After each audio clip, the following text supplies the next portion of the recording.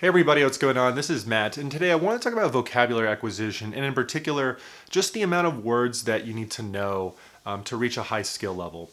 And I think that, when you're talking about vocabulary acquisition, it's very easy to get intimidated and overwhelmed by the idea that you have to learn all of these words, right? There's so many words to learn, or that there's this feeling, there's this sense that, the compelling content has all these words that you don't know, and it's just going to take forever, or it's just kind of this impossible task to eventually get your vocabulary to that point. And I wanted to talk about just kind of vocabulary in a couple of different ways, a couple of different contexts that I think will be kind of helpful for this subject matter. So I think that the first thing to realize is that, one of the biggest things you can probably do is just pick up the most common words in the language, the top 1,000 words in the language. If you do that, you're going to see a lot of these words pop up in just about every topic or theme you can think about, right? You're going to see those words pop up in spoken language. You're going to see them pop up in a written context when you're reading, regardless of the subject matter, right? Because they're the most common words in the language. And if you do that, right, pick up those common adjectives, those common prepositions, verbs, etc., it's going to be very high impact, right? You're going to start to understand a lot more sentences when you're listening, a lot more written content. Obviously, conversations will be a lot easier, and that's going to be super helpful and impactful in your language learning. Now, when we're talking about kind of your word knowledge in general, probably the lowest barrier to entry is speaking, because in a kind of spoken form, people actually tend to have a lot more of a limited vocabulary in terms of the amount of words that they use in the entire language itself, right? So there are certain words that are used in spoken language, and then other words that really are just kind of more reserved for a written context. So as a language evolves into a kind of a written language, historically through time, more vocabulary is, thrown into the language, right? There is vocabulary that adds more specificity to things. It describes more particular situations or nuances. And some of these adjectives and verbs and things like that are really only used in a written context, right? So, kind of a good example of this is like, how often do you hear the word elegant when you are just kind of around speaking with others, right? It might come up, but generally speaking, you don't hear that word very often, right? There are certain words that you just don't hear in spoken language, right? It's not that they can't pop up, but generally speaking, they don't. And so the kind of big advantage that you have in that sense as a language learner is that there's probably only so many words that you really need to know to understand most kind of conversations that you'll encounter, right? Generally speaking, you probably have this lower barrier to entry in terms of the words that you need to know. And that's kind of a big advantage. So when you're talking about speaking, it'll probably be a lot easier for you in terms of just how many words you need to know.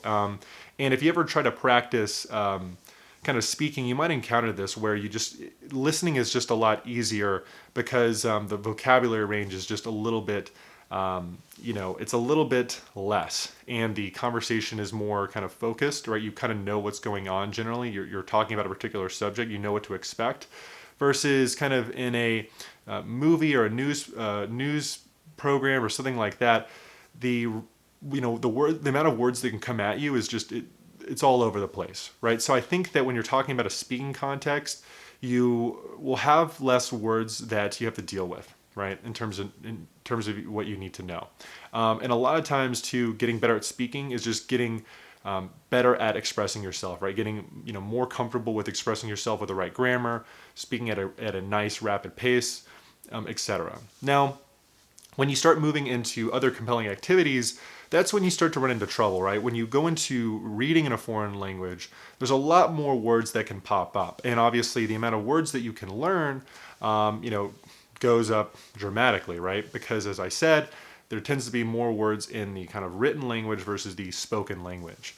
But that being said, though, I think the key here is just to realize that with enough exposure and with enough time, you're going to pick up a lot of that less common vocabulary, that more specialized vocabulary, right? So if you keep reading about technology, you're eventually going to pick up the words around that subject matter, right? So, I think that that's just important to realize is that over time, with enough exposure, you're going to pick up that less common vocabulary and that more specialized vocabulary, right? And it might seem intimidating, but really think about it. There's certain words that you just don't really need to know, depending on if it's your interest or not, right? For example, car parts. If you're not a car person, you probably don't need to know what those words mean in the language that you're learning, right? So maybe you'll eventually pick them up over time, but it's really just not super critical in terms of progressing your skill level to the next level, right? Like I said, those 1,000 most common words in the language, those common verbs and adjectives, going to be way more helpful than kind of this arbitrary kind of vocabulary list that's really just not helping you in the end of the day. Chances are you'll pick up that vocabulary through mass exposure, whether that's through reading, listening, or just time, versus just kind of this rigorous study of those words. And, the thing is, with reading, it's an amazing way to pick up vocabulary, especially in the intermediate and advanced phases. So, you have this compelling method, an effective method for learning words that's going to really help you just in the long run, right? So you're going to pick up that specialized vocabulary, that those words that are a lot less common, over time. It's just going to be this kind of gradual process. Now, I think the important thing to remember too, though, is that just because you have the 1,000 most common words in a language, or a lot of common words in a language, doesn't mean that your understanding of material is just going to be perfect, right? It's not going to be perfect overnight, right? Because the fact that those words is going to help you in terms of your comprehension, but there's going to be these instances where one word could be the breaking point for you not understanding a sentence. So let's say there's a sentence, and you know all the words in the sentence except for the verb.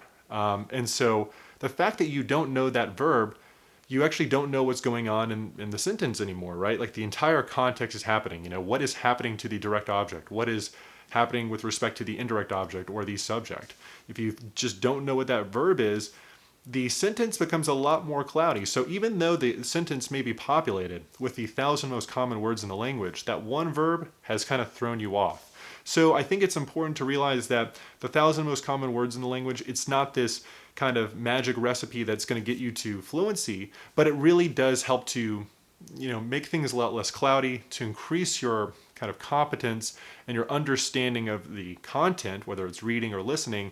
But just realize that you're going to need more time with the language. You got to pick up those less common words, that specialized vocabulary that are those kind of holes here and there when you're listening to the news, listening to a Netflix show, or even speaking, right? It can pop up in speaking as well. So I think it's just important to realize that get those high impact words in, but the kind of the remaining part of the language, right? Those words that kind of hurt your understanding of the sentences, it's going to come over time with exposure, with time with the language. So it's important to be patient and realize that's going to take time. So I think that these are just kind of the main points I wanted to talk about with vocabulary acquisition. It's a gradual process. It takes time. Obviously, hit those items that are going to bring you the most value for your time, but it's going to take a lot of exposure and time to just kind of get that vocabulary to this very nice high level, where very complicated and very difficult material is going to be very easy for you. So that's what I had to say. Let me know what you think, and I'll see you in the next video. Take care.